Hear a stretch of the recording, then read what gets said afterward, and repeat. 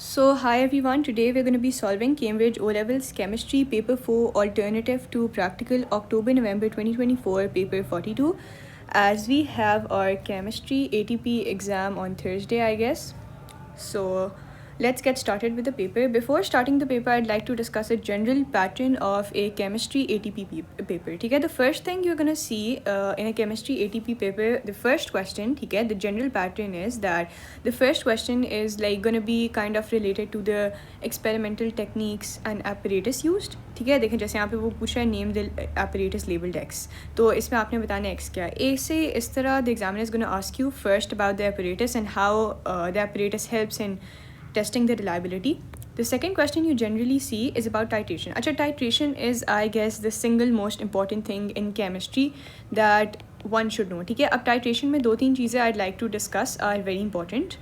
आप ब्यूरेट को और जो आपका कॉनिकल फ्लास्क है उसको किस तरह आप मैनेज करते हो. ठीक है, इट्स वेरी इंपॉर्टेंट क्योंकि अक्सर एग्जामिनर पूछ लेता है और आपको ब्यूरेट रीडिंग्स भी आनी चाहिए टाइट्रेशन में. How to measure burette readings, आप हमेशा ऊपर से मेजर करते हो, कभी भी नीचे से. जैसे ये रीडिंग है तो you don't have to measure it 22.8, you have to measure it 21.2, हमेशा ऊपर से आने नीचे. ठीक है, ब्यूरेट रीडिंग में हमेशा you have to start from above and go below. अच्छा, तो टाइट्रेशन में the things I'd like to discuss is that always remember that in a titration you wash your burette with the substance you're going to add in the burette. For example, I say कि मैंने burette में लेना है HCl. ठीक है, I say कि मुझे burette में HCl चाहिए. So before adding HCl in the burette, I'll wash my burette with HCl. ठीक है, हमेशा याद रखना burette को आप उसी substance से wash करते हो जो substance आपने उसमें डालना होता है. ठीक है, जो चीज़ burette में डालनी है वो उसी से ही wash होगा. और conical flask को आप उस चीज़ से वॉश नहीं करते जो आप उसके अंदर डालते हो. ठीक है, आप उस चीज़ से वॉश नहीं करते. Conical flask is only washed with water. ठीक है, इसको आप क्यों उस चीज़ से नहीं वॉश करते, क्योंकि देखें कॉनिकल फ्लास्क में ना आप एक फ़िक्स्ड वॉल्यूम ऑफ सब्सटेंस लेते हो और उसकी जो कॉन्सेंट्रेशन होती है ना वो भी फिक्स्ड होती है. जो कॉनिकल नहीं, कॉन्सेंट्रेशन अननोन होती है, सॉरी कॉन्सेंट्रेशन अननोन होती है, लेकिन जो उसका वॉल्यूम होता है ना वो फिक्स्ड होता है. ठीक है, कॉनिकल फ्लास्क में आप जैसे फॉर एग्जांपल मैं 25 cm क्यूब, आई से मैं 25 cm क्यूब ऑफ NaOH डाल रही हूँ कॉनिकल फ्लास्क में. तो देखें मेरा वॉल्यूम जो मैं डाल रही हूँ ना कॉनिकल फ्लास्क में वो मैंने बहुत एक्यूरेटली पिपेट से यूज़ करके मेजर किया. अब अगर मैं फॉर एग्ज़ाम्पल अगर टाइट्रेशन करनी है तो मतलब अब जो मैं मेजर करना चाह रही हूँ वो इसकी कॉन्सेंट्रेशन है. ठीक है, टाइट्रेशन से हम अननोन कॉन्सेंट्रेशन निकालते हैं ना, तो इसका वॉल्यूम मेरे पास है, मुझे इसकी कॉन्सेंट्रेशन चाहिए. अगर मैं इसको NaOH से वॉश कर दूँगी अपने कॉनिकल फ्लास्क को तो मेरा वॉल्यूम चेंज हो जाएगा. मेरा वॉल्यूम ऑफ सब्सटेंस, उसके अंदर के जो मोल्स हैं वो सब कुछ चेंज हो जाएगा. ठीक है, तो मैं in order to stabilize my volume I only wash it with water. ठीक है, अच्छा, तो उसके बाद आपके पास ब्यूरेट रीडिंग का क्वेश्चन होगा. उसके बाद I guess the thing that everyone finds most challenging in an ATP question, especially I guess this is for O levels, not for IGCSE में मोल्स इतने ज़्यादा ATP में टेस्ट नहीं होते. ठीक है, और O levels के ATP में बहुत चैलेंजिंग मोल्स के क्वेश्चंस आते हैं. ठीक है, तो सेकंड क्वेश्चन में आपको शायद थोड़ा चैलेंज फेस करना पड़े मोल्स के लिए, and the fact that you only have 1 hour for this, it's a bit challenging. ठीक है, मोल्स आपको देखने पड़ेंगे. ठीक है, तो वो भी हम प्रैक्टिस करेंगे. एंड उसके बाद you have to be careful about the significant figures in an exam. ठीक है, क्वेश्चन को गौर से पढ़ना that if they are asking about a fixed amount of significant figures you have to write it. For example if your answer is for example it is 2. ठीक है, अगर आपका आंसर 2 आ रहा है, 2 फॉर एग्जाम्पल 2 मोल पर DM क्यूब आ रहा है, 2 मोल पर DM cube, this is what I want to tell you. और आपको वो कह रहे हैं give your answer to 3 significant figures. So अगर आप 2 मोल पर DM क्यूब लिखते हैं फॉर 3 सिग्निफिकेंट फिगर्स तो वो गलत होगा. What you have to write for 3 significant figures is 2.00 mole per DM cube. This is basically your 3 significant figures which is going to be considered to be correct. ठीक है, तो ये याद रखना 3 significant figures में अगर सिंगल आंसर आ रहा है तो आगे खुद से ज़ीरोज़ डालने हैं. ठीक है, फॉर एग्जांपल अगर खाली 2.0 जो था ये बेसिकली आपका 2SF होता, 2SF, और 2.00 ये आपका 3 सिग्निफिकेंट फिगर. अगर वो 4 सिग्निफिकेंट फिगर करें तो आप 2.000 डाल देंगे. ठीक है, so just be careful about it. ठीक है, you have to add zeros for significant figures if your answer is not meeting the requirement. अच्छा, उसके बाद जो हमारा जो थर्ड क्वेश्चन आता है ना, that's relatively easy for some students, क्योंकि वो होता है copy pasting from the table. ठीक है, अब केमिस्ट्री के ATP में हमेशा आपको एंड पे ये टेबल मिलेगा। ठीक है, this is gonna be a great help, लेकिन फिर भी I advise you guys to have a general idea about the test, not learn them exactly. आपने बस यहाँ से डायरेक्ट कॉपी पेस्ट करना होता है। अगर आपको आता भी है ना, in the exam don't risk your don't test your own self when you have something you can benefit. आपने एग्जैक्टली वर्ड टू वर्ड यहाँ से, अगर ब्रोमाइड टेस्ट है तो आपने एग्जैक्टली वर्ड टू वर्ड यहाँ से टेस्ट कॉपी करना है, वर्ड टू वर्ड आपने और उसका रिज़ल्ट कॉपी करना है। ठीक है, उसके बाद आपके पास सब कुछ है दे, टेस्ट फॉर गैसेस भी है, ठीक है, फ्लेम टेस्ट भी है, सब कुछ है, तो आपने बस यहाँ से कॉपी करना है। तो क्वेश्चन नंबर 3 आपके लिए थोड़ा सा आसान होएगा, क्योंकि वो कॉपी पेस्टिंग होता है टेबल से। देखें, फ्लेम टेस्ट कॉपी पेस्ट है, लेकिन ये उसका मेथड है, तो मेथड आपको आना चाहिए। Solution P contains A9 composed of nitrogen oxygen, तो ये उनके टेस्ट आ जाएंगे।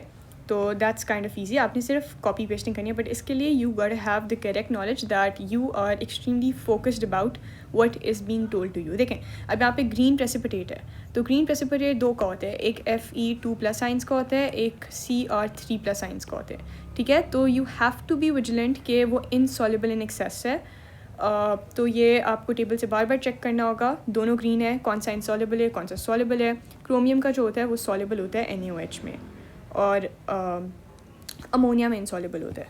सो एक्सेस अमोनिया डाला, तो ये अगर इनसॉल्युबल है तो अब ये दोनों होंगे, क्योंकि दोनों एक्सेस अमोनिया में इनसॉल्युबल है।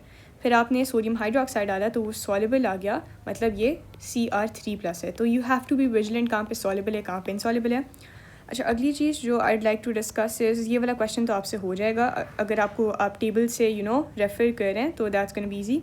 अच्छा, the last question, this is a bit challenging for some students because you have to fill this space, ठीक है, this space by your own like kind of experiment. You have to create it yourself, and this is for 6 marks. ठीक है, it carries a significant amount of marks, and given that you have to write everything by yourself, you have to start an experiment by yourself, you have end it by yourself, you have to do each and everything by yourself. तो वो अक्सर challenging लगता है, but हमेशा याद रखना कि ये चीज़ IGCSE में तो कम होती है, बट O लेवल्स में ना आपको ये 4 पॉइंटर्स दिए होते हैं। ठीक है, अब हमेशा याद रखना, अगर इस पेपर की अभी मैं मार्किंग स्कीम खोलूँगी ना, तो जो मार्किंग स्कीम के आंसर्स होते हैं ना, वो इन 4 पॉइंटर्स पे बेस्ड होते हैं। ठीक है, मार्किंग स्कीम में पहला पॉइंट होगा, पहला जो देखें मार्किंग स्कीम में पॉइंट्स होते हैं ना, तो पहला पॉइंट होगा एपरेटस के लिए।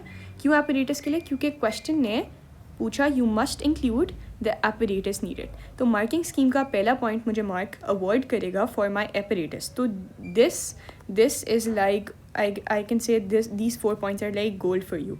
आप कुछ और लिखें ना लिखें, आप बाकी डिटेल्स डालें ना डालें, वो मुझे नहीं पता, लेकिन इन 4 पॉइंट्स 1 2 3 4 पॉइंट्स को आपने ज़रूर एड्रेस करना है, because that's what your marking scheme is based on. I am gonna show you the marking scheme for this paper, the method used to use and measurements to take. ठीक है, आपने सारे points को address करना है, अपना method बताना है, अपना मेजरमेंट्स बतानी है। Procedures to ensure that the percentage determined is as accurate as possible. ठीक है, एज एक्यूरेट एज़ पॉसिबल।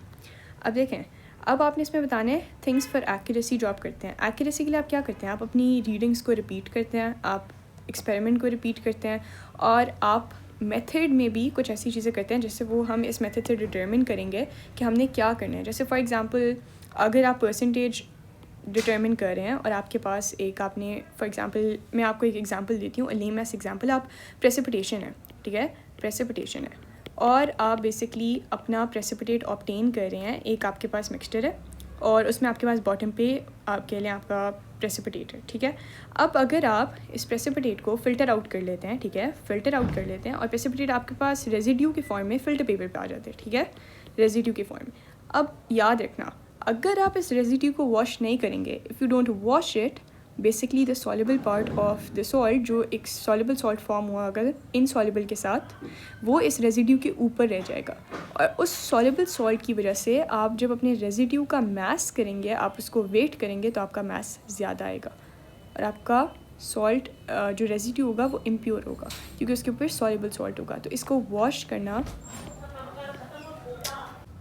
अगर आप उसे वॉश नहीं करेंगे, फिर आपका maths it's gonna be wrong. ठीक है, अब इसमें जो हम थर्ड बात देख लेते हैं, इस वाले एक्सपेरिमेंट में हर एक्सपेरिमेंट का एक डिफरेंट होगा। Procedures to ensure the percentage, ठीक है, वो हो गया how the measurements are use to determine the percentage by mass of zinc in the ठीक है in the sample of the Muntz metal. अब इसमें आपने क्या चीज़ देखनी है, एक बात याद रखना, the thing that you have to know is इसमें आपने अपना फॉर्मूला स्टेट करना है, ठीक है। अब देखिए percentage by mass is a mathematical calculation. जब भी आप कोई मैथमेटिक्स का काम कर रहे हो in chemistry, whether it be finding out moles, whether it be finding out the concentration, ठीक है, कभी कभार हमारे पास टाइट्रेशन आ जाती है और वो कहते हैं कॉन्सेंट्रेशन फाइंड कर दें, मोल्स फाइंड कर दें, कुछ भी फाइंड कर दें। आपने हमेशा जब भी कोई मैथमेटिकल चीज़ हो रही हो, देखें ये मैथमेटिकल चीज़ है कि परसेंटेज बाय मैथ्स, जब भी कोई मैथमेटिक्स यूज़ हो रही हो, कहीं पे भी मैथ्स यूज़ हो रही हो इन केमिस्ट्री एक्सपेरिमेंट में, तो आपने अपना फार्मूला स्टेट करना है, ठीक है, आपने अपना फार्मूला स्टेट करना है। अब अगर आप इस क्वेश्चन की मार्किंग स्कीम खोलें तो आप देखेंगे कि आपको पहला मार्क इसका मिल रहा है, फिर सेकंड, थर्ड और फोर्थ, ठीक है, इस तरह से आपके मार्क्स अगर आपने इन पॉइंट्स को एडजस्ट किया तो मिल रहे हैं, ठीक है। So that's what I just wanted to discuss, this is general pattern. So let's get started with the first question of this paper, ठीक है। अब this is the most recent paper I could find of October November 2024, so let's get started with it, ठीक है। A student does an experiment to make pure hydrated copper 2 sulfate crystals CuSO 4.5 H2O. The student makes aqueous copper 2 sulfate by reacting dilute acid with an excess copper oxide. Name the acid. अच्छा, अब acid में आप हमेशा याद रखना, देखें अगर आप copper chloride बना रहे हैं, ठीक है, copper chloride CHLORID, तो जो second part होता है ना salt का, it tells you about the anion. Anion is basically your negative ion, ठीक है। और हमेशा always remember this that the anion comes from the acid. अगर आप कॉपर नाइट्रेट बना रहे हैं तो the nitrate part is coming from the acid, so you have to take nitric acid. अगर आप कॉपर क्लोराइड बना रहे हैं तो the chloride comes from the acid, you have to take hydrochloric acid. तो इसी तरह अगर हम कॉपर सल्फेट बना रहे हैं तो ये anion it is coming from the acid, so basically we have to take sulphuric acid to make copper sulfate. Moving on, figure 1.1 shows the apparatus the student uses to crystallize the aqueous copper 2 sulfate, ठीक है, ये हमारे पास है। Name the apparatus labeled X। अच्छा, अब इसमें हमेशा याद रखना, I'm gonna tell you the name of all the apparatus used over here। आपने एक दफ़ा केमिस्ट्री के पेपर से पहले you have to know the names of all the apparatus, ठीक है। ये जो होता है ये आपका ट्राईपॉड स्टैंड होता है, आपको सारा आना चाहिए, beaker, flask, Gauss, conical flask, round bottom flask, एक दो फ्लास्क के नाम आने चाहिए, burette, pipette, you don't say it pipette, you से वॉल्यूमेट्रिक पिपेट, पिपेट के साथ आप पिपेट बल्ब यूज़ करते हैं, all the things you should know what's a delivery tube is, you know, I can't recall all the apparatus but I wish कि I could, wait a sec, chemistry apparatus, इसमें आपने general जितना भी apparatus आपको you know diagram, ठीक है, generally आपको सब आना चाहिए। देखें इसको कोई भी आप डायग्राम यूज़ कर लें, एक जनरल देखें आपको आइडिया होना चाहिए व्हाट ए ड्रॉपर इज़, ठीक है। ड्रॉपिंग लिक्विड ये नहीं आना चाहिए, ग्लास जार ये भी नहीं आना चाहिए, बीकर आना चाहिए, ट्रफ आना चाहिए, आई have scene trough in past papers, flask आना चाहिए, फ्लैट बॉटम को छोड़ दे, राउंड बॉटम आना चाहिए, फ्लास्क, कॉनिकल फ्लास्क आना चाहिए, वाई शेप्ड ये ट्यूब आनी चाहिए, ये इंपॉर्टेंट चीज़ हैं, ठीक है। एसिड ब्यूरेट आना चाहिए, मेजरिंग सिलेंडर आना चाहिए, सारी चीज़ें आपको आनी चाहिए, ठीक है। टू बी मोर प्रिसाइज, आप अगर इधर देखें तो आपको यहाँ से क्रूसिबल वगैरह वाली चीज़ भी आनी चाहिए, ठीक है। क्लैम्प्स आने चाहिए, बर्नर आना चाहिए, और क्या आना चाहिए आपको, वायर गॉज आनी चाहिए, ठीक है। वायर गॉज हम अगर हमने यूनिफॉर्म हीटिंग करनी हो ना तो हम वायर गॉज यूज़ करते हैं, ठीक है। और इसमें से आप एक दो और चीज़ें देख लें, जैसे पिपेट बल्ब हो गया, क्यों यूज़ करते हैं पिपेट के साथ, ताकि to prevent the suction of the liquid, और थर्मोमीटर देख लें, ब्यूरेट देख लें, कंडेंसर देख लें, वॉल्यूमेट्रिक पेपर देख लें, फनल देख लें, मोटर एंड पेस्टल देख लें, this is use to basically ये ग्राइंड करने के लिए यूज़ होते हैं, mortar and pestle. Crucible and cover, this is very important, मैंने पास्ट पेपर्स में ये सारे देखे हैं, they ask for in the IGCSE past papers I have seen, they ask for the crucible, they ask for how will you crush the liquid, then crush the solid, then you write mortar and pastel, crushing के लिए use होता है। सो this is all important, ठीक है। apparatus you should have a full grip on the entire apparatus, ठीक है। आप कोई भी पिक्चर ले लें रैंडमली, आप जो यू नो रैंडम apparatus होता है वो आपको आना चाहिए। मूविंग ऑन, अच्छा ये हमारा ट्राइपॉड स्टैंड आ गया, ये हमारा बंसन बर्नर आ गया, ये हमारा बीकर हो गया, और ये हमारा है evaporating dish, ठीक है। This is known as in evaporating dish and it is basically used to heat the liquid, ठीक है। सो यहाँ पे आप लिख सकते हैं कि ये एक एवापोरेटिंग डिश है, कॉपी इट ओवर हियर, ठीक है। Moving on, describe how the student decides when to stop heating the aqueous copper sulphate. अच्छा, now the simple thing to know over here is कि देखें, अब एक स्टूडेंट है और वो यहाँ पे खड़ा है, ठीक है। The student is over here and the student is viewing this liquid, ठीक है। अब वो देख रहे हैं कि ये लिक्विड कॉन्टीन्यूसली हीट हो रहा है, तो उसको कैसे पता चलेगा कि now I have to stop? Obviously जब वो देखेगा कि the liquid is getting saturated and there some crystals being formed in it, ठीक है। Because the main aim of the student is to crystallise, ठीक है। ये बात नहीं बोलनी कि स्टूडेंट का एम क्या है, he wants to crystallise the copper two sulphate. So what the student gonna see is कि जब क्रिस्टल्स फॉर्म होने लग जाएंगे तो वो उसको स्टॉप कर देगा हीट। क्योंकि देखें, अब स्टूडेंट्स ने कोई फैंसी केमिस्ट्री का कोई एक्सपेरिमेंट नहीं यूज़ करना देखने के लिए। एक ग्लास रॉड वाला वैसे एक्सपेरिमेंट होता है। आप क्या करते हैं, उसमें आप एक ग्लास रॉड लेते हैं, आप उसको सोल्यूशन में डिप करते हैं, फिर आप उस ग्लास रॉड को निकालते हैं और उस ग्लास रॉड पे देखते हैं, उसको कूल करते हैं और देखते हैं उस पर छोटे छोटे क्रिस्टल्स फॉर्म हो रहे होते हैं, ठीक है। तो इसका मतलब है आपका सोल्यूशन कॉन्सेंट्रेटेड हो गया।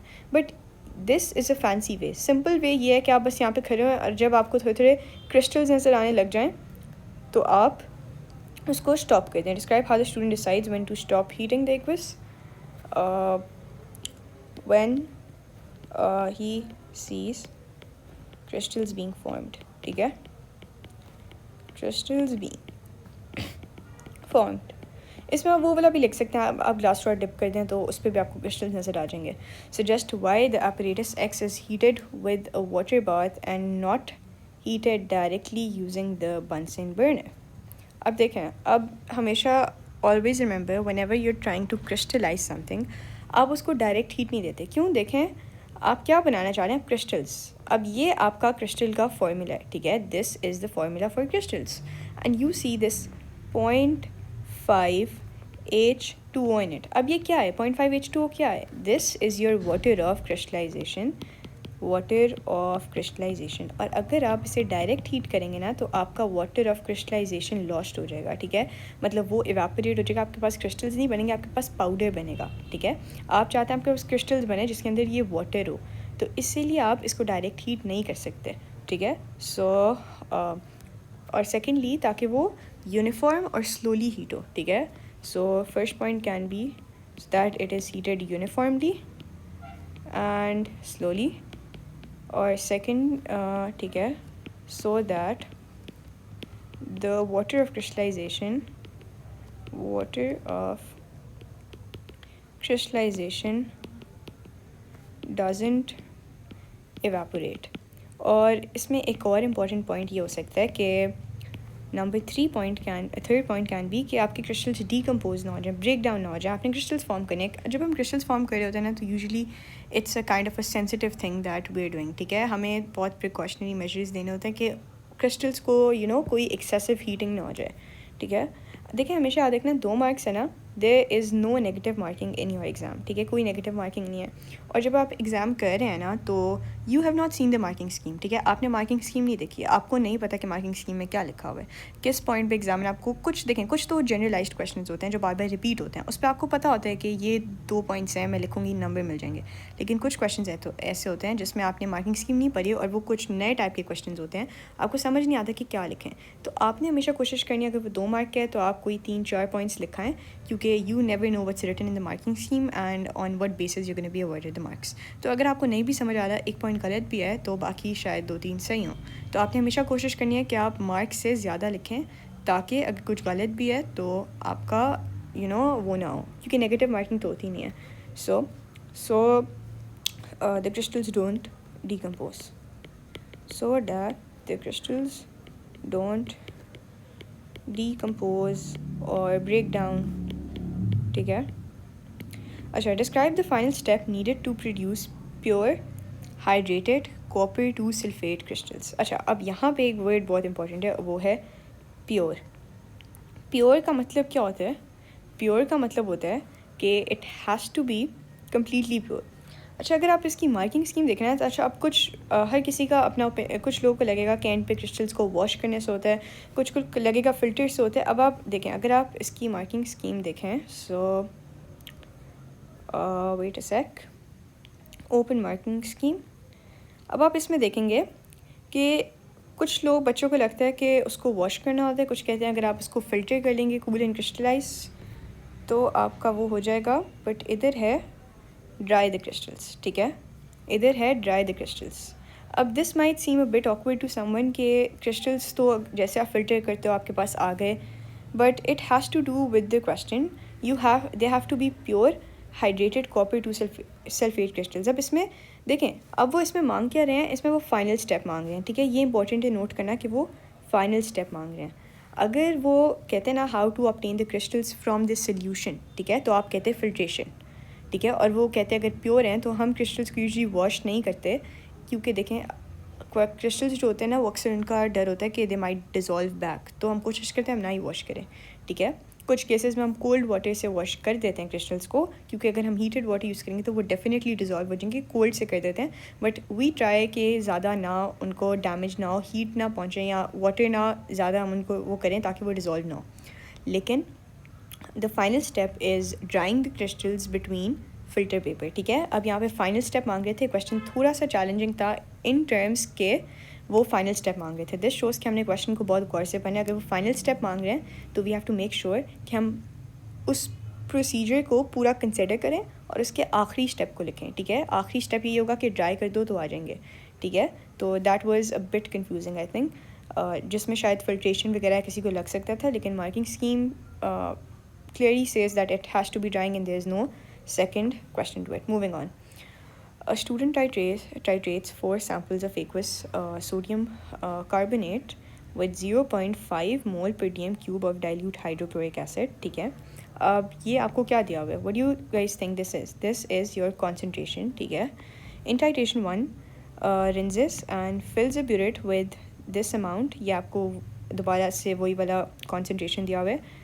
अब अगली चीज़ आपको क्या दी हुई है, you have to highlight all the important information by reading the question. 25 cm³ volume of aqueous sodium carbonate to a conical flask, adds methyl orange indicator to the conical flask, adds HCl from the burette while swirling the flask, ठीक है, drop by drop near the end point until the solution just change color, ठीक है। Simple titration का experiment है। अब आपको देखना है कि क्या चीज़ आपने कॉनिकल फ्लास्क में लिया है और क्या चीज़ आपने अपने ब्यूरेट में लिया। देखें, सोडियम कार्बोनेट आपने कॉनिकल फ्लास्क में लिया, मेथल ऑरेंज आपका इंडिकेटर है, आपको कलर चेंज आना चाहिए। आप देखें जो इंडिकेटर्स के कलर चेंजेस हैं ना, they are not part of your end पे जो चीज़ें लिखी होती हैं ना, देखें इसमें कलर चेंजेस कहीं पे भी नहीं है इंडिकेटर के, तो कलर चेंजेस आपको खुद से याद करने हैं। 3 indicators are part of your syllabus which include methyl orange, litmus and thymolphthalein blue, ठीक है। इन सब के कलर्स आपको आने चाहिए। Methyl orange is basically yellow in alkali and red in acid, litmus is red in acid, blue in alkali, and thymophthalein is colorless in acid and blue in alkali, ठीक है, ये आने चाहिए। Add HCl from the burette while swirling the flask, ठीक है, हो गया। Figure 2.1 shows the burette readings for the 2 titrations, ठीक है। अब burette को हमेशा ऊपर से रीड करना है, that's what you know। अच्छा, अब अगर आप इनको देखें तो we have given with the titration number for titration number 1 and 4, और हमें 2, 3 का खुद डिटर्मिन करना है। चलो लेट्स डिटर्मिन। ये हमारे पास है 21, 21.1, 21.2, so the initial is 21.2, initial for titration 2 is 21.2, initial for titration 3 is 0.0। अब मैंने क्यों 0.0 लिखा है, बिकॉज हमेशा याद रखना that one ever you have a number like this, आपने हमेशा 0.0 लिखना, बट इट्स बेटर कि आप इसके आगे एक और 0 भी लगा दें। ये 3 सिग्निफिकेंट फिगर्स, देखिए आपके पास सारी वैल्यूज़ जो है ना वो 3 सिग्निफिकेंट फिगर्स में है, नहीं ये वाली 2 सिग्निफिकेंट फिगर में है, तो आप एक 0 हटा दें, ठीक है। जितने में आपको डेटा दिया हुआ है आपने भी उतने में ही लिखना है, तो आप नहीं ये 1 सिग्निफिकेंट फिगर में है, लेकिन फिर भी आप 0.0 लिखें, ठीक है। वी डोंट रिस्क इट, आपने 0.0 लिखना है, ठीक है। एक आपने हमेशा साथ, अगर 4 है ना तो खाली 4 ना लिखें, अपने रिस्क ना करें, 0.0 लगा दें साथ, ठीक है। दैट्स बेटर, ठीक है। अगले पे आ जाएँ। अगला रीडिंग है 41.567, 41.7। अगली रीडिंग है that's I guess 19.56789, so that's 19.9। अच्छा, अब आपको इनका डिफरेंस कैलकुलेट करना है, तो 41.7 minus 21.2 41.7. So let's get started. 41.7 minus 21.2, 20.5. So 20.5, that's going to be 19.9. And 40.4 minus 20.3, 40.4 minus 20.3, and that will give us 20.1. 20.1. अच्छा, अब आपने रीडिंग्स के बीच में डिफरेंस कैलकुलेट करना। अच्छा, अब ये थोड़ा कंफ्यूजिंग है, तो इसको प्लीज़ गौर से करना। देखें, let's calculate out the difference. ठीक है, इन दोनों में जो डिफरेंस है वो है 0.4 का। ठीक है, अब सब में करना है। पहले वाले में और थर्ड वाले में जो डिफरेंस है वो तो बहुत ज़्यादा है आई गेस, तो ये दोनों तो हम नहीं लेंगे। इन दोनों में डिफरेंस जो है वो भी काफ़ी ज़्यादा है, दैट्स ऑफ 0.6 आई गेस। और अपने रैंडम सब में चेक करें, इन दोनों में डिफरेंस है 0.2 का। और क्या है, इसमें और इसमें डिफरेंस है 0.4 का। रैंडम सब में डिफरेंस कैलकुलेट करें, इसमें और जो ये लास्ट वाला है इसमें डिफरेंस है ऑलमोस्ट, अगर आप 19.9 से 1 का। ठीक है, तो कौन सा सबसे छोटा डिफरेंस है? ये वाला। This is the smallest difference I could find. So मतलब ये वाला हम लेंगे, 19.9 और 20.1। आपने स्मॉलेस्ट डिफरेंस लेना है। ठीक है, अपने करेक्ट ब्यूरेट रीडिंग्स के लिए देखें, ये आपको 19s में नज़र आ रहा है और ये तीनों 20s में नज़र आ रहे हैं, तो आपको लगेगा शायद ये वाले लेना है because they are in 20s। नहीं, आपने स्मॉलेस्ट डिफरेंस लेना है। तो ये 20 नहीं वाला नहीं लेना, 19.9 और 20.1 वाला लेना है, क्योंकि ये स्मॉलेस्ट डिफरेंस है। ठीक है, so these are the two closest burette readings. ठीक है, best titration results means that the closest burette readings, ठीक है, जो आपस में सबसे जिसमें कम डिफरेंस आए। ठीक है, ठीक है, use the tick titration results in table 2.1 to calculate an average volume of HCl needed to neutralise 25.0 cm³ of aqueous sodium carbonate. अच्छा, अब आपने इन दोनों का एवरेज निकालना है, तो इन दोनों का एवरेज आएगा 20 आएगा, सेंटर वाला नंबर। ठीक है, एवरेज आना तो 20 चाहिए, लेकिन हम कुछ भी हमें आता भी होगा, फिर भी हम एक दफ़ा चेक करेंगे कैलकुलेटर से। ठीक है, आपके पास कैलकुलेटर, आपके पास टाइम है, आपने ख़ुद से नहीं करने की कोशिश करनी। 19.9 और 20.1, 19.9 प्लस 20.1 डिवाइडेड बाय 2, तो 20 हमारा आंसर आ रहा है। ठीक है, confirm it using a calculator. अच्छा, moving on, use your answer from C to calculate the number of moles of HCl in the average volume of HCl needed to neutralize the 25 cm³ of aqueous sodium carbonate। अच्छा, अब हमने answer use करना है C से, that's a very big help. मतलब हमारे answer में हमारे जो आंसर होगा उसमें ये यूज़ होगा। ठीक है, ये हमें पता चल गया। To calculate the number of moles, हमने मोल्स कैलकुलेट करने हैं अपने HCl के। एवरेज वॉल्यूम हमारे पास ये आ गया of HCl needed to neutralize 25 cm³ of aqueous sodium carbonate। अच्छा, अब ये जो है ना, दैट्स वेरी कन्फ्यूजिंग, ये जो 25 cm³ of aqueous sodium carbonate लिखा है, बिकॉज इससे हमें लगता है कि हमें ये यूज़ करना है, तो ये हमें नहीं यूज़ करना है, तो इसको हम हाइड कर देते हैं, ये किसी काम का नहीं है। ठीक है, आई गेस इससे वो तो नहीं हो रहा, इससे हमारा क्वेश्चन छुप रहा है, तो लेट्स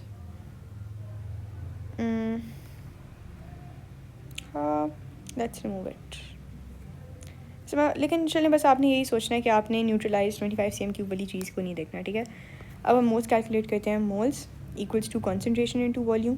ठीक है, कॉन्सेंट्रेशन, देखिए अक्सर ऐसा होगा कि मोल्स वाले क्वेश्चन में आपको पिछले पार्ट्स को रेफ़र करना होगा। ठीक है, डोंट फॉरगेट, मोल्स वाले क्वेश्चन में अब इधर कॉन्सेंट्रेशन निकालने के लिए मोल्स इक्वल्स टू मोल्स निकालने के लिए moles equals to concentration times volume.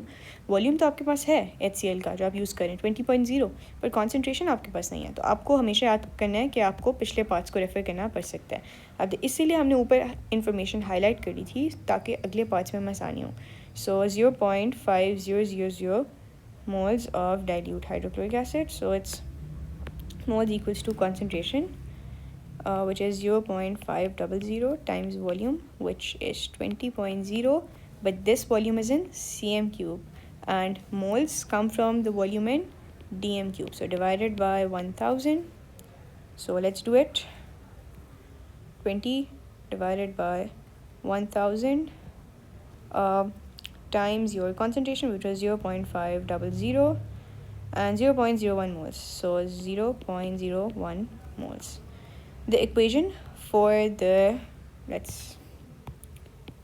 equation for the reaction is this. ठीक है, अब ये equation आपको क्यों देते हैं, हमेशा याद रखना, they give you the equation so that you can compare this thing. ठीक है, ये जो इनके साथ coefficients है ना, they are very important. They tell you, अच्छा अब ये हमें क्या बताते हैं, ये बताते हैं कि अगर हम 2 मोल्स HCl के लें, 1 मोल सोडियम कार्बोनेट का लें, तो हमारे पास 2 मोल्स NaCl बनेगा, 1 मोल वाटर बनेगा और 1 मोल कार्बन डाइऑक्साइड बनेगा.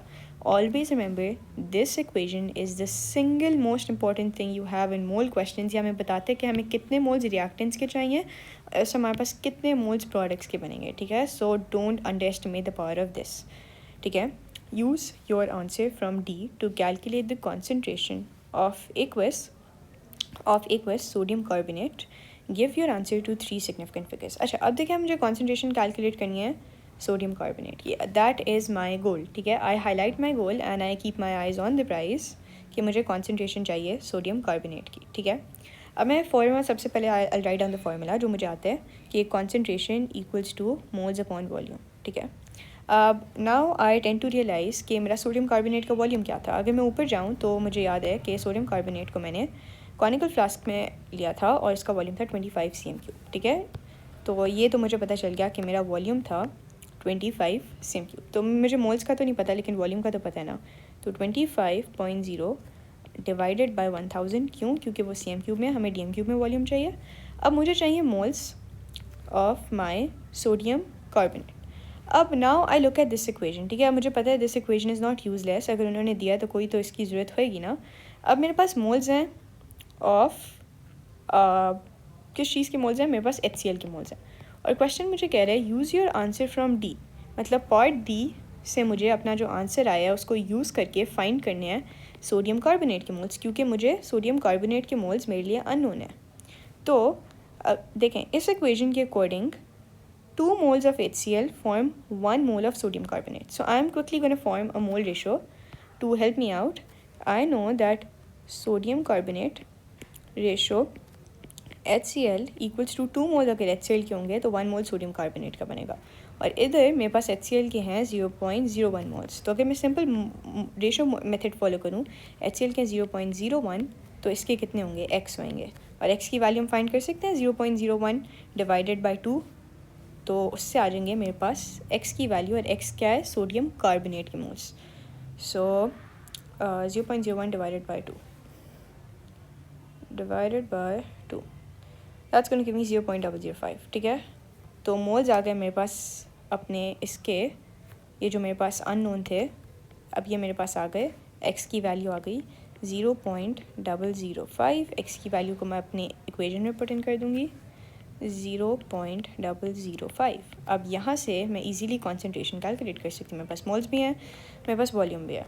तो 25 को 1 सेकेंड डिवाइड करें 1000 से, 1 2 एंड 3 0.025. ठीक है, ये यहाँ पे आ जाएगा. तो 0.005 divided by 0.025 and that's going to give me 0.2 mole per dm cube concentration. So concentration equals to 0.2 mole per dm cube. ठीक है, a student is provided with 150 cm cube. अच्छा, आपने मार्क्स को भी अपने ज़रा you have to look at the marks that if that's a 3 mark question there are a considerable amount of steps that you got include. देखें 1 mark के लिए हमारे पास सिंपल आंसर आ गया था एक फार्मूला यूज़ करके. ठीक है, we just used 1 formula.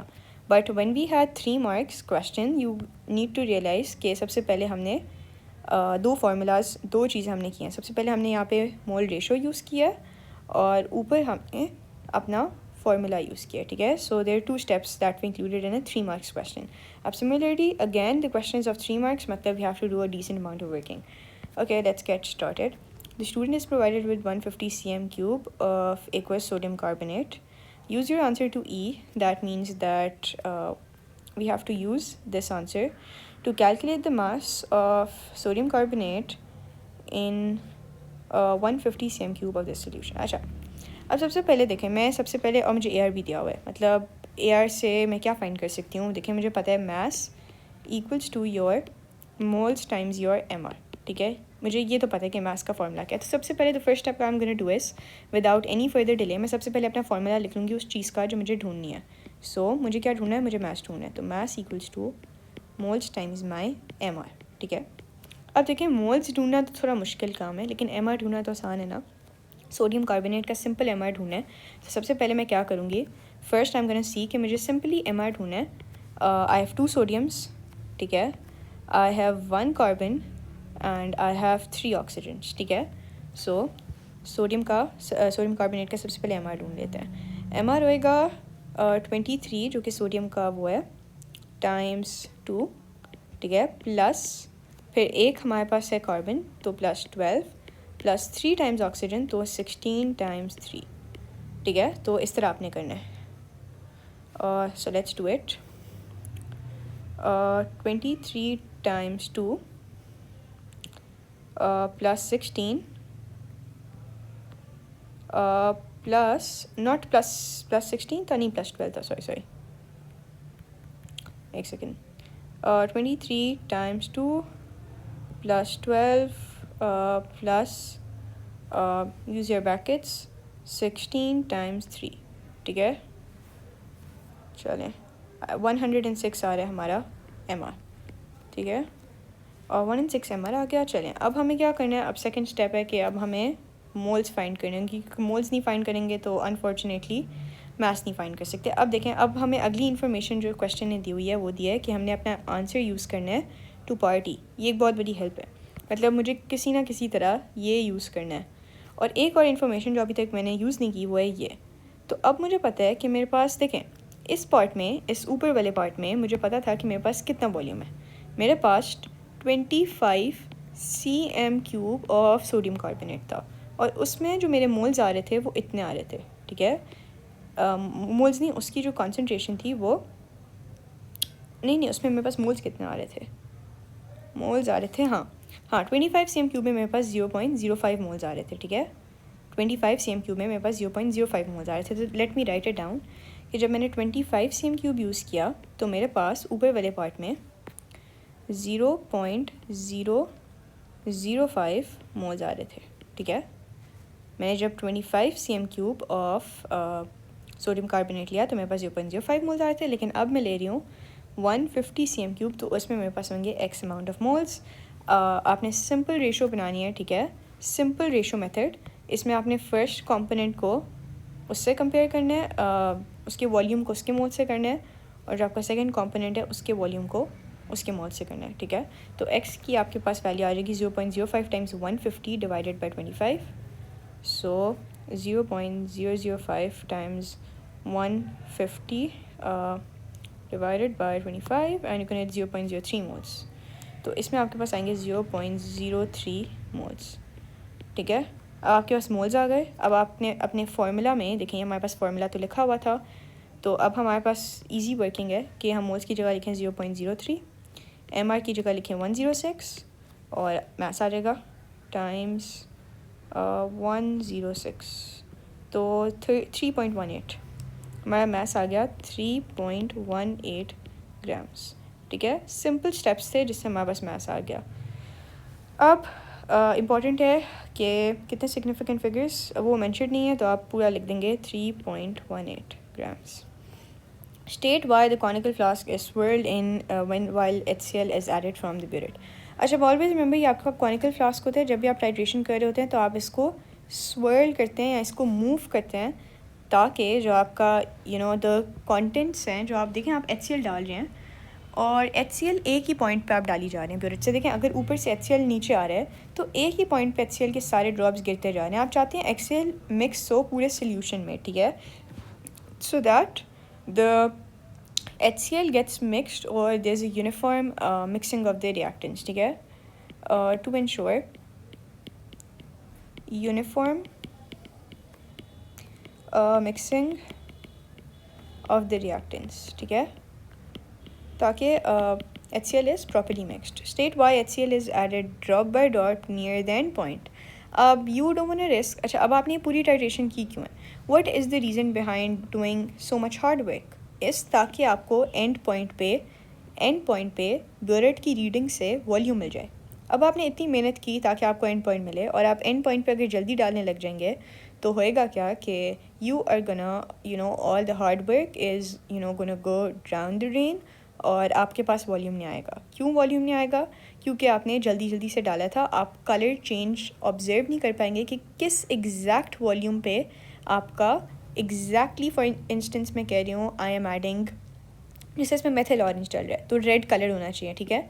तो मुझे एग्जैक्टली वो पॉइंट नहीं मिलेगा जिस पे येलो से रेड होएगा, ठीक है? सो मुझे एग्जैक्ट पॉइंट चाहिए, ठीक है, जिसमें मुझे पता चल सके। अगर मैं एकदम से ज़्यादा डाल दूँगी तो वो एकदम से जल्दी से रेड हो जाएगा और मैं ऊपर से ब्यूरेट की रीडिंग नहीं ले पाऊँगी। So what I am gonna do is के state why HCl is added drop by drop near the end point to get the accurate results of volume of acid used by noticing or observing accurate और precise colour change, ठीक है, ताकि आप easily अपना colour change observe कर सकें। Moving on, student investigates solution P and solution Q, ठीक है। अब याद रखना कि what the question is talking about and to keep track of the events in an ATP question is, I believe, the single most important thing, ठीक है। You have to keep a track of the things, ठीक है, that you are using in an ATP question. तो अब हमारे पास यहाँ पे एक सोल्यूशन P है और एक है हमारे पास सोल्यूशन Q, ठीक है। अब सोल्यूशन P इज़ कलरलेस बहुत इंपॉर्टेंट बात है, एंड कंटेन्स सोडियम आइंस, ठीक है। अब हमें एक बात पता चल गया, सोडियम आइंस का टेस्ट हमें पता है, जल्दी से हम लिख लेते हैं कि इसका कलर होएगा येलो टेस्ट, ठीक है। जो पता चल रहा है जल्दी से लिख लो। कलरलेस का मतलब है कि उसमें ट्रांजिशन मेटल नहीं है, ठीक है। Colourless means no transition. अब जो समझ आ रहा है वो आपने जल्दी से नोट डाउन कर लेना है, ठीक है, so that it doesn't get out of your mind. अच्छा, describe how to test on solution P to confirm the identity. Flame test बताना है कि क्या है। अब फ्लेम टेस्ट के लिए ना 3 मेथड्स हैं, ठीक है, 3 वेज हैं, 3 स्टेप्स होते हैं। और flame test usually flame test is always for your 3 marks, ठीक है। फ्लेम टेस्ट हमेशा 3 मार्क्स का आता है, और अगर आप 3 करेक्ट स्टेप्स आइडेंटिफाई कर देंगे फ्लेम टेस्ट के मार्क्स आपको मिल जाएंगे। स्टेप नंबर 1 होता है डिप अ वायर, ठीक है। आपने एक वायर लेनी होती है into the solution. The first step is dipping a wire into the solution. Step number 2 is, ठीक है, place the wire। अब जिसमें सोडियम आइंस है ना, उस सोल्यूशन में आपने अपनी वायर डालनी है। place the wire on a blue roaring, अब ये मैं सारे मार्किंग स्कीम पे पॉइंट्स लिख रही हूँ, that's what the marking scheme says। blue roaring, I'm going to tell you why। blue roaring luminous, non-luminous, sorry, non, अब मैं आपको I am gonna tell you what I am talking about, non luminous flame of Bunsen burner. अब एक हमारा flame होता है luminous और एक होता है नॉन ल्यूमिनस, आपने नॉन ल्यूमिनस वाला यूज़ करना है। और नंबर 3 होगा observe the colour of flame, ठीक है, ऑब्जर्व द फ्लेम कलर। अब अगर आप ये 3 स्टेप्स में लिखेंगे तो आपको ये 3 मार्क्स मिल जाएंगे। अब non luminous, what do I mean by non luminous, ठीक है, लुक ओवर हियर। ये देखें, non luminous flame is basically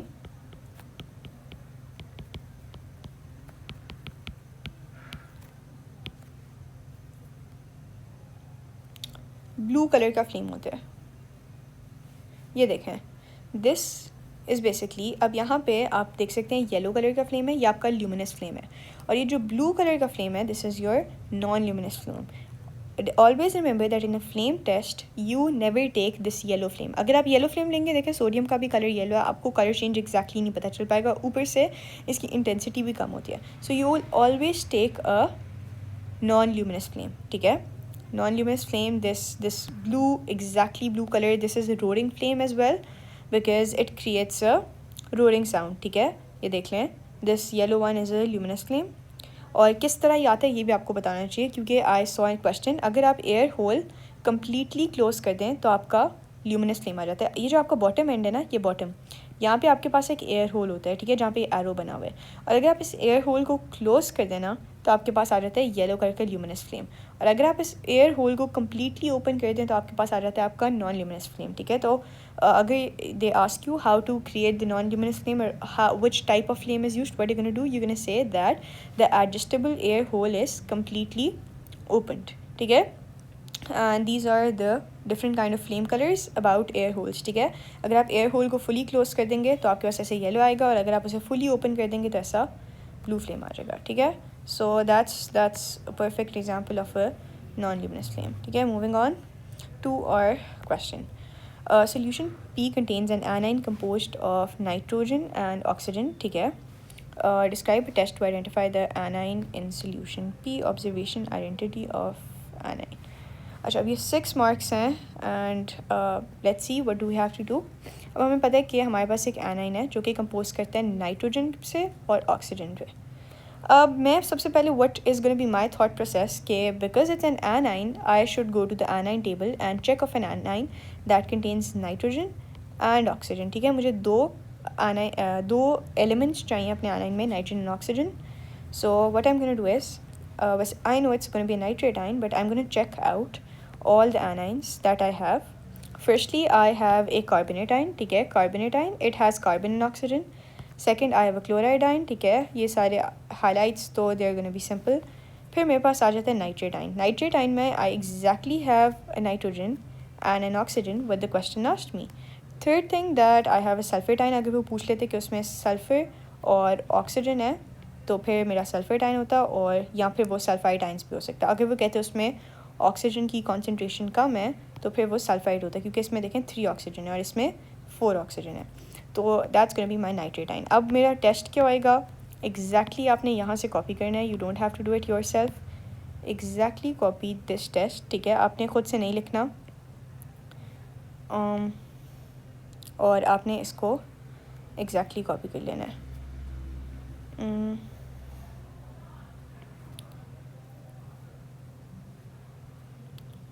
और आपने ऊपर जाके इस टेस्ट को एग्जैक्टली पेश कर देना, ठीक है. ख़ुद से करने की कोशिश मत करना, ठीक है. आपको नहीं पता, यू माइट लूज़ मार्क्स. आपने एग्जैक्टली वही लिख लेना है, और ऑब्जर्वेशन भी आपने एग्जैक्टली वही लिख देनी है, ठीक है. Not by yourself. It's gonna be ammonia produced. अच्छा, एक बात याद रखना, ऑब्जर्वेशन में ammonia gas is produced, sorry, observation में ammonia gas is produced, but देखें ऑब्जर्वेशन में आपको एक दो चीज़ें भी लिखनी होंगी कि व्हाट यू ऑब्जर्व, ठीक है. सो अगर आप अमोनिया प्रोड्यूस्ड लिख देते हैं, सो दैट्स बेसिकली आपको कैसे पता चल रहा है वो अमोनिया, ठीक है. अगर आप यहाँ से फॉर इंस्टेंस आप लिख देते हैं कि ammonia gas is being produced, so how do you know that it's gonna be ammonia. आपको कुछ एक डिस्टिंक्टिव चीज़ लिखनी होगी अमोनिया गैस के बारे में, ठीक है. सो आप कोशिश करें, देखें कि आप वो चीज़ लिखते हैं. So observation is going to be कि ammonia is being produced, ठीक है.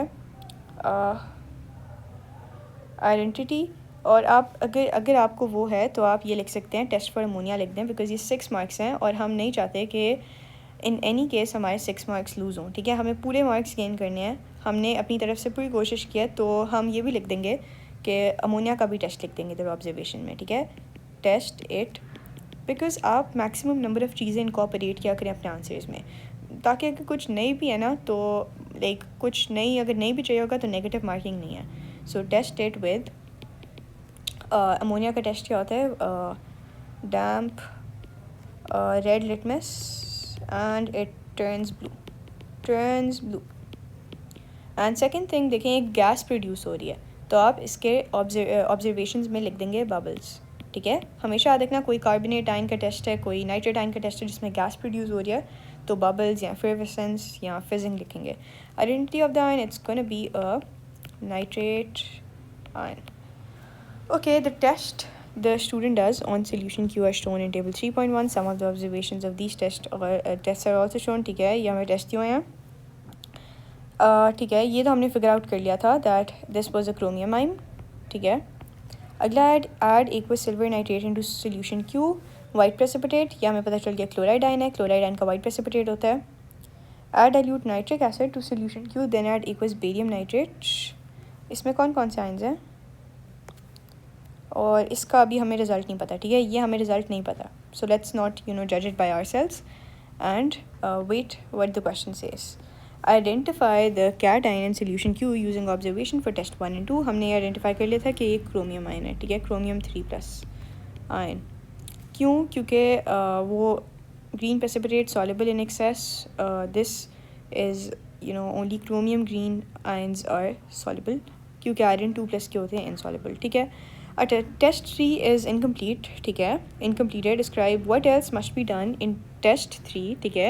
Now you have to add something in test 3 to ensure that the white precipitate observed leads to a valid conclusion about the anion in solution Q. अच्छा, अब हमने कहा कि अगर I said कि अगर हमने aqueous सिल्वर नाइट्रेट हम यूज़ कर रहे हैं तो हमारे पास एक वाइट प्रेसिपिटेट बन रहा है, ठीक है. हम पहले बात सिल्वर नाइट्रेट कौन से टेस्ट में यूज़ करते हैं और किस में उसका वाइट प्रेसिपिटेट बनता है.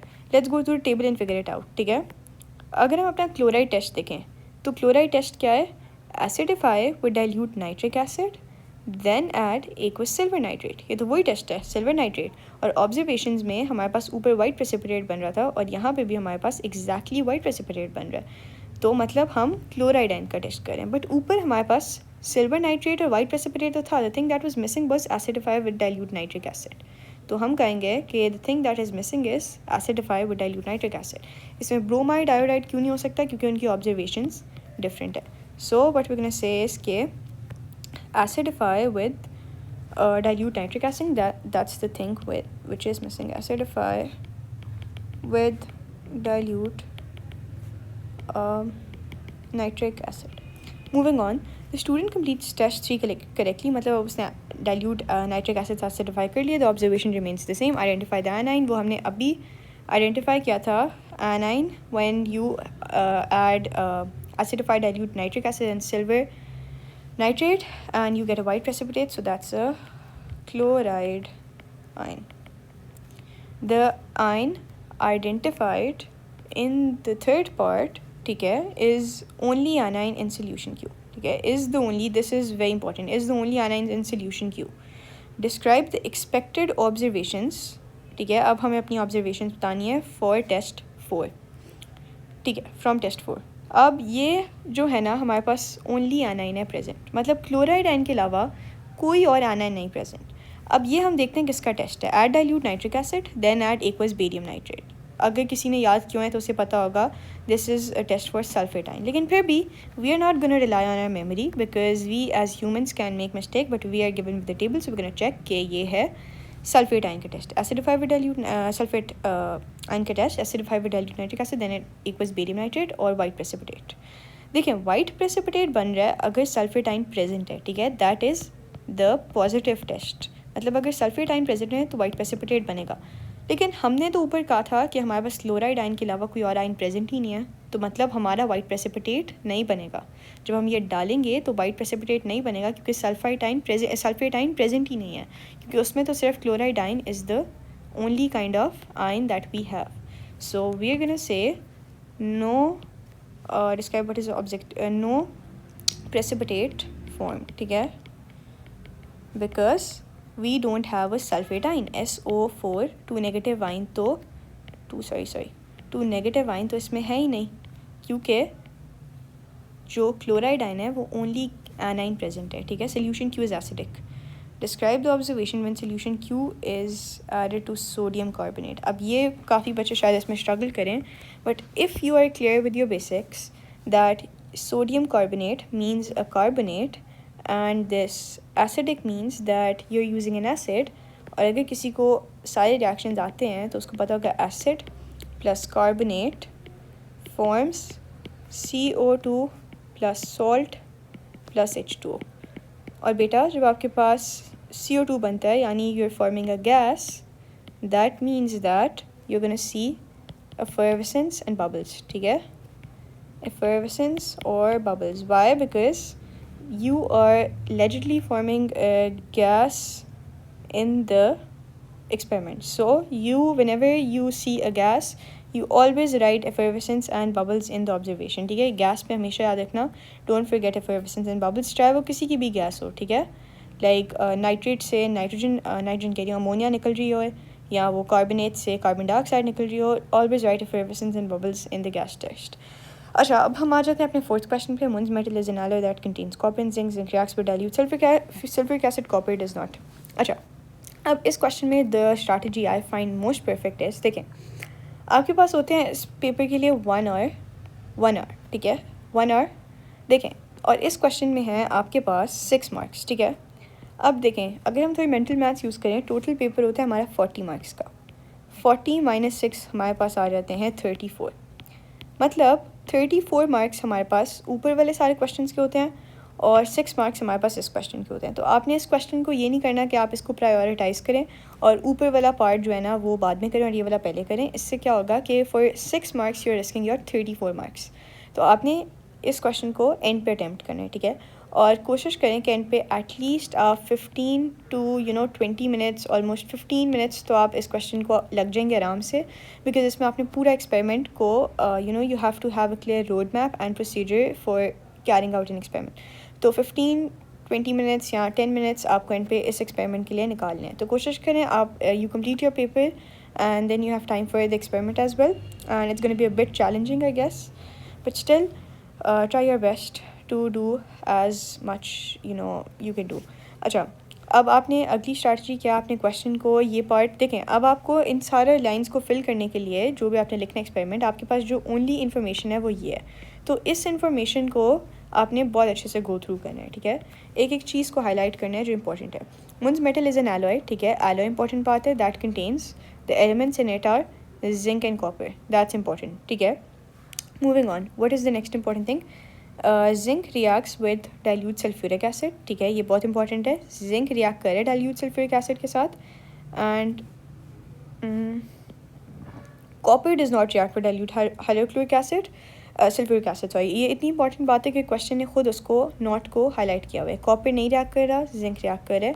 Plan an investigation to find, ठीक है, what's the aim of the investigation, to find the percentage by mass of zinc in powder sample of Muntz metal, ठीक है, अपने मेटल में हमारे पास कितना जिंक है, which only contains zinc and copper, ठीक है। Every line is I guess with your time and your attention, ठीक है, बहुत आराम से पढ़ना है। You must include common laboratory apparatus, Muntz metal and dilute sulphuric acid, no other chemical should be used. खुद से कुछ नहीं यूज़ करना, सिर्फ apparatus है, मुन्स मेटल है और सल्फ्यूरिक एसिड है, ठीक है। In your investigation you should include all this, ठीक है। अब बात क्या है कि अब हम क्या करेंगे, अब हम अपना एम देखेंगे। सबसे पहले आपने एम को बार बार पढ़ना है, फाइंड करनी है percentage by mass of zinc. अब सबसे पहले आपने क्या करना है, आपने फार्मूला लिख लेना है, ठीक है। ये आपके पास सबसे लेम एस वो है। आपने क्या करना है, आपने अपने नेक्स्ट पेज पे जाना है, that's gonna be a blank page, और if you have a road map that's gonna help you. So we are gonna make a road map for the experiment, ठीक है। इस रोड मैप में हम देखेंगे कि हमने क्या करना है। सबसे पहले हमारा एम है फाइंड करनी है हमने percentage by mass of zinc, ठीक है, percentage by mass of zinc. तो हम क्या करेंगे, सबसे पहले द फर्स्ट स्टेप इज़ कि उसका हम फॉर्मूला देख लेते हैं क्या है, ठीक है। हमें मास चाहिए of zinc, mass of zinc upon total mass of जो हम मेटल ले रहे होते हैं, ये तो आपको आना चाहिए, total mass of Muntz metal, और उसको मल्टीप्लाई कर देंगे 100% से, तो परसेंटेज बाय मास आ जाएगी जिंक की। अब हमें सबसे पहले जिंक का मास चाहिए, ठीक है। इस एक्सपेरिमेंट को प्रोसीड करने के लिए हमें जिंक का मास चाहिए। वो हमारे पास कैसे आएगा, देखें, हम एक बीकर लेंगे, उसमें हमें जो केमिकल्स अलाउड हैं to use that is sulphuric acid, copper और जिंक जो कि मुन्स मेटल में है, और क्या था, और एक बीकर था आई गेस, ठीक है। लेबॉर्ट्री apparatus हम यूज़ कर सकते हैं, उसमें बीकर आ जाएगा, मुन्स मेटल यूज़ कर सकते हैं, सल्फ्यूरिक एसिड इसके अलावा हम नहीं यूज़ कर सकते कुछ भी, ठीक है। तो अब हम क्या करेंगे, अपना बीकर लेंगे और उसमें ले लेंगे सल्फ्यूरिक एसिड, ठीक है, H2SO4। अब हम क्या करेंगे कि इससे भी पहले हम एक स्टेप जो करना चाहेंगे वो है, क्योंकि हमें टोटल मास चाहिए अपने, देखें ये हमारा एम है। अब ये आपका प्राइज़ है, ठीक है, I am just gonna highlight it. देखें ये जो है ना, this is what you want from this investigation, so this is your price. इसको हम लेबल कर देते हैं, हमारा प्राइस है, this is what we want, ठीक है, ये हमें चाहिए।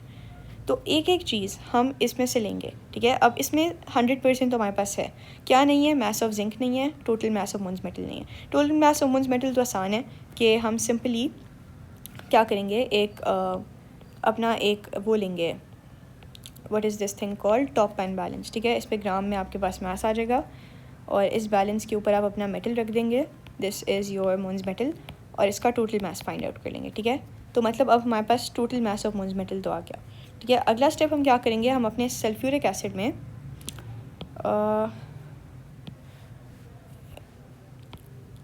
सेकेंड, और इसको हम ऊपर मूव कर देते हैं, ठीक है।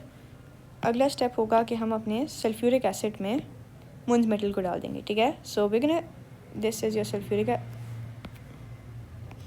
ये सल्फ्यूरिक एसिड है, इसमें हमने अपने मुंज मेटल के पीस को डाल दिया, ठीक है। अब मुंज मेटल क्या है, copper plus zinc.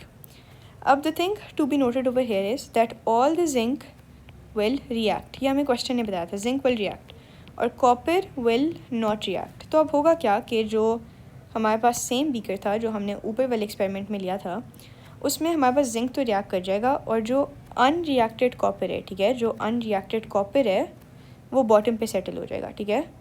This is your unreacted copper, ठीक है।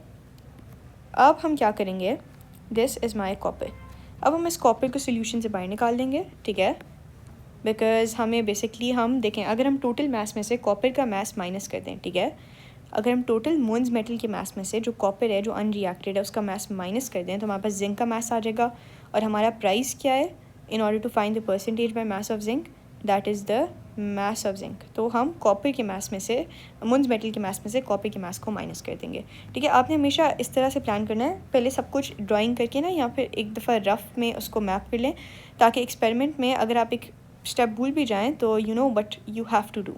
तो फिर आप what you gonna do is, in the next step you are simply gonna take the same beaker, फिर आपने एक फ़िल्टर फनल यूज़ करना है lined with a filter paper, आपका जो अनरिएक्टेड कॉपर है वो आपके फ़िल्टर पेपर पे आ जाएगा, और बाकी जिंक सल्फेट का सोल्यूशन जो फॉर्म हो जाएगा, क्योंकि हम जिंक और सल्फ्यूरिक एसिड आपस में रिएक्ट कर गए हैं।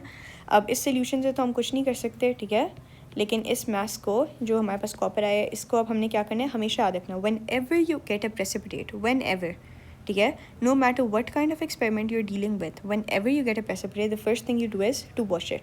तो ये जो अब आपके पास, that is gonna be a piece of filter paper, और इसके ऊपर आपका जो कॉपर आ गया अनरिएक्टेड, इसको आपने सबसे पहले वॉश करना है, ठीक है। उसके बाद आपने इसको ड्राई करना है, क्योंकि अब हमने इसका मास मेजर करना है, ठीक है। वॉश और ड्राई ये बहुत इंपॉर्टेंट है, वो जो ऊपर लिखा हुआ है ना, how to measure the accuracy के आपका कितना एक्यूरेट रिजल्ट, तो अगर आप वॉश और ड्राई नहीं करेंगे आपका इनएक्यूरेट रिजल्ट आएगा।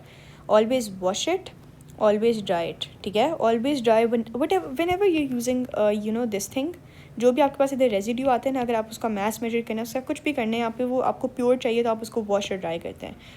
The next step is gonna B simple, कि अब आप क्या करेंगे, आपका जो मुंज मेटल है जिसमें से कॉपर जो है वो आपके पास निकल आया है, जिंक रिएक्ट हो गया, तो अब आप दोबारा लेंगे अपना टॉप पैन बैलेंस, ठीक है, इसके ऊपर बेसिकली जो आपका अनरिएक्टेड कॉपर था उसको आप प्लेस कर देंगे, ठीक है। बेसिकली किसी शीट या ट्रे पे अब अनरिएक्टेड कॉपर, उसका आपके पास मास आ जाएगा, फॉर एग्जांपल YZ, ये इसका मास आ गया। आप टोटल मास में से माइनस कर देंगे जो आपके पास ये अनरिएक्टेड कॉपर का मास आ गया, तो आपके पास किसका मास आ जाएगा, जिंक का, ठीक है। अब आपके पास जिंक का मास आ गया, ठीक है, टोटल मास में से कॉपर को माइनस कर दिया, जिंक का मास आ गया, और फाइनली जिंक के मास को आप इस फार्मूला में यूज़ कर लेंगे, this is the formula you gonna use, mass of zinc upon total mass into 100% to find the percentage by mass of zinc. So अब आपने इस एक्सपेरिमेंट में क्या करना है, जब आप इस तरह का रोड मैप बना लें तो आपने सिंपल अब अपना अपरेटस देखना है। मैं अपरेटस देखूंगी, the apparatus I am just gonna note it down, the apparatus I am using is, first I am using a beam balance, not beam balance, sorry, a top pan balance, ठीक है। उसके बाद I am using a beaker, ठीक है, ये apparatus के number हैं, ठीक है। उसके बाद I am using a filter funnel, उसके बाद I am using a filter paper, उसके बाद I am washing my residue, washing with distilled water, ठीक है। तो इसके लिए मुझे कोई वॉश बॉटल अगर आप यूज़ करना चाहें तो यू कैन यूज़ इट, ठीक है। तो that's all the apparatus I needed, ठीक है, एंड दैट्स द एक्सपेरिमेंट। तो आपने बस इस एक्सपेरिमेंट को एज इट इज़ लिख देना है, this road map, you just have to copy paste it over here in your own words and you gonna get all the marks just ensure कि you fulfil all the requirements. आपने method use बता देने हैं, measurements भी बता देनी है जो आपने टॉप पाइन बैलेंस वगैरह से लिए हैं, how the measurements used determine the percentage by मास। इसमें आपने अपना फार्मूला बताना है कि किस तरह आप अपने मेजरमेंट्स को अपने फार्मूला में इनकॉर्पोरेट करते हैं to basically get the percentage by mass. And here we are done with the paper. I hope you like this video. If you did, subscribe to the channel, that's going to mean a lot. And bye bye, that's it for today.